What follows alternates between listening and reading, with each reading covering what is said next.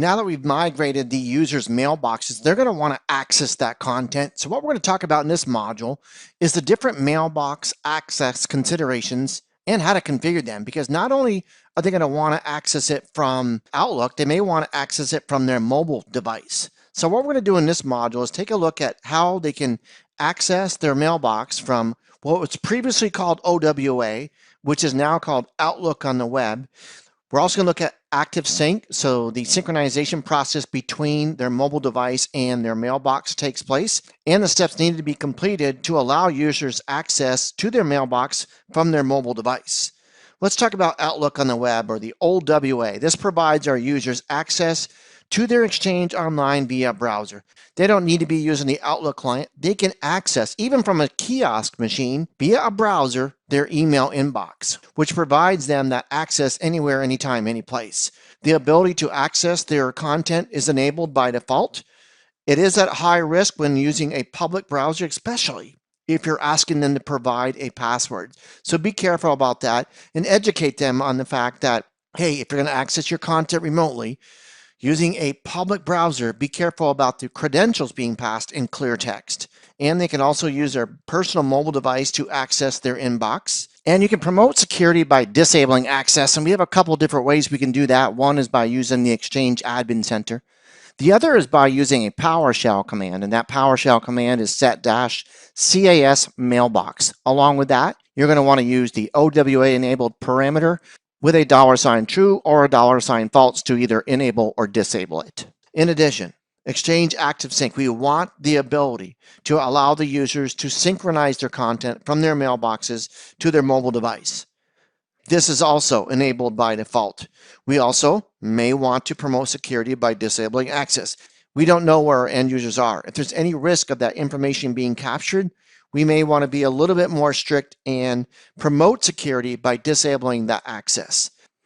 This also can be done using an EAC, or if we wanted to use PowerShell, we'll use the same PowerShell command set-cas mailbox, but now we'll use an active sync enabled parameter with, again, supplying the $true or $false for enabling or disabling that access.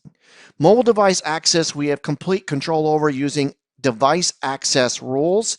We can specify the device family, which means Androids and iPhones.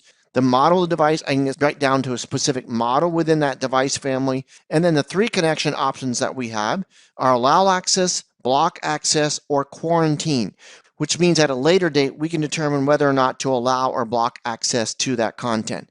We can control mobile device access by using a PowerShell command. Specifically, we have a verb-active sync device access rule. I know that's a lengthy one.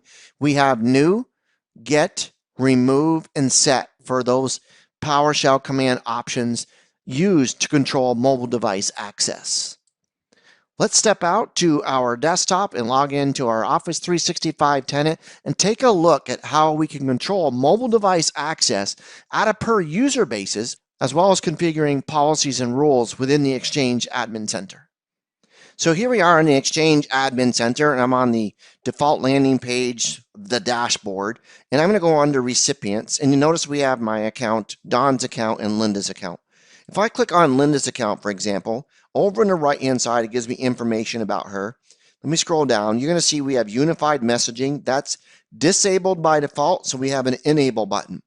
Mobile devices, we have a disable Exchange Active Sync, and we have a disable OWA for devices. So by default, all of our users are able to use Active Sync as well as OWA for their device. If we want to look at some additional details, I can go ahead and click on View Details, and it gives me the opportunity to view the mobile device mailbox policy. I'm going to show you where this is managed, but this gives me information about the policy for this user.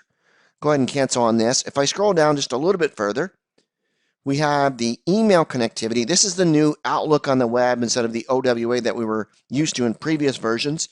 This is also enabled by default and can be disabled, and we can also view details on that. So this is how I can manage per user whether or not we can synchronize with a mobile device or even access content with a mobile device, and whether or not they can use the Outlook on the web. If I go over to the left and click on mobile, now we're looking more at the entire Exchange Admin Center. And notice in here we have a mobile device mailbox policy. We have a default policy I'll simply double click on that, and the name is default. It's the default policy. We can allow mobile devices that don't fully support these policies to synchronize. Out of the box policy available to us. We can also go to the security option, and by default, a password is not required, but we can click this box here and specify the requirements for a password should we decide that we want the users to supply an extra password when connecting remotely. So that's the out-of-the-box default policy. Let me cancel on that. Notice there's a plus sign here, which means I can create my own. I would give it a name. I can specify if this is the default policy. And like the default policy, I can choose to allow my mobile devices that don't fully support these policies to be able to perform a synchronization. Here also, I can set up the policies for Exchange, Active Sync, and OWA for devices, and I can specify a password with all the criteria associated with that password. Very similar to that default policy that we looked at previously. I'll go ahead and cancel on that. We also have an option here called Mobile Device Access. If we had registered devices, it would specify the users and the device type that they have along with the model. And we could also create a device access role. Now, as you can see, we don't have any devices registered, but I can click on the plus sign. I would browse, and let's say we had the iOS in here. I could choose the iOS as the device family, and then I could browse in here and choose a specific model. Let's say everybody got the iPhone 7S Plus for Christmas. We could specify in the specific model of the phone that we want to work with or device that we want to work with. Now, this specific rule, we have to make a decision. Do we want to allow access from this iPhone 7S Plus, or do we want to block access, or do we want to use the quarantine option? So we can choose what we want to happen with this rule based on the device family as well as the model within that family. So this is where I would manage device access as well as policies at the Exchange Admin Center level as well as at the recipient level.